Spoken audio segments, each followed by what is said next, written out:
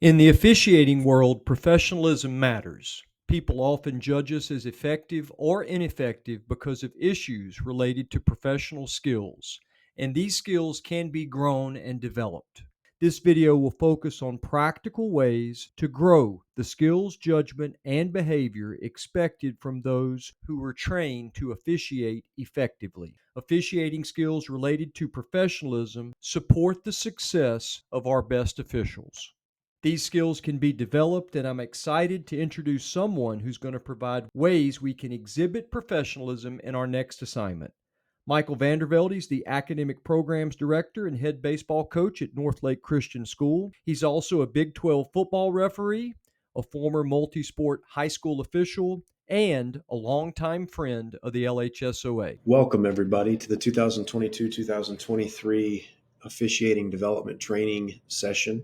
My name is Michael Vandervelde, and I'll be talking a little bit today on professionalism as a whole, but trying to make it as tangible as we possibly can. I pray that everybody has an opportunity to kind of learn a few things from this and apply this session at their very next game. First and foremost, professionalism for me really comes down to when you're looking good, you're feeling good, and when you're feeling good, you're able to officiate good. Now, the grammar's not correct here, but at the end of the day, we want to make sure we are putting our best foot forward and doing everything that we possibly can for the game that we officiate by putting it in the best light as possible. And so that's really my passion behind this topic and my goal each and every single time I step foot at a game site, no matter what the sport may be. So again, our goals today really is just to challenge everyone to reflect on and apply both individual and organizational professionalism at its highest level. You know, what you can do both within your association, but also what you can do individually to help be the best professional out there.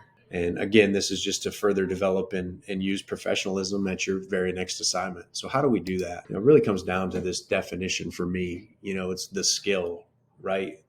The good judgment that we have, and then also the appropriate behavior that is expected from a person or a group who is trained to do a job well. And I think that's the goal across the state, no matter what sport that we participate in, whether it's baseball or soccer or volleyball or football or basketball. At the end of the day, every officiating association out there is trying to establish the skill, learn the judgment, and then also show appropriate behavior. And that's really the three things that I want everybody to focus on are those areas. What can I do to get better in the skill? What can I do better to have stronger judgment in a game? What can I do better when it comes down to appropriate behavior? And when you can think of those three things and put those into practice, you're going to put yourself in a really good position to show and establish that strong professionalism. How do we do this practically?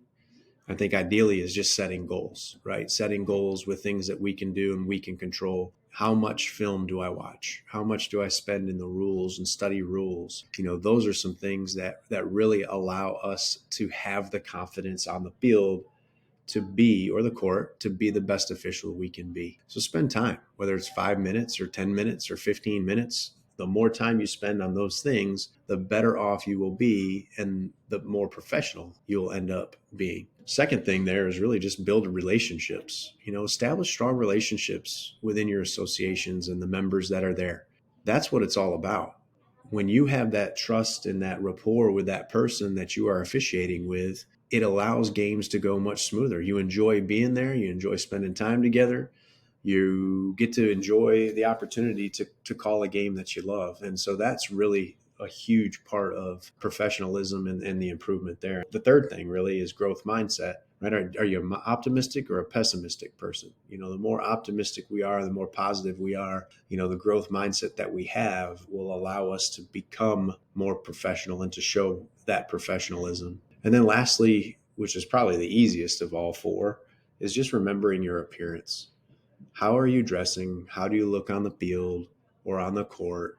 Those are some things that are just very, very easy. Am I dressing professionally when I show up, at the game site? Those are just really tangible items that you can apply at your very next game assignment. Well, I appreciate your time.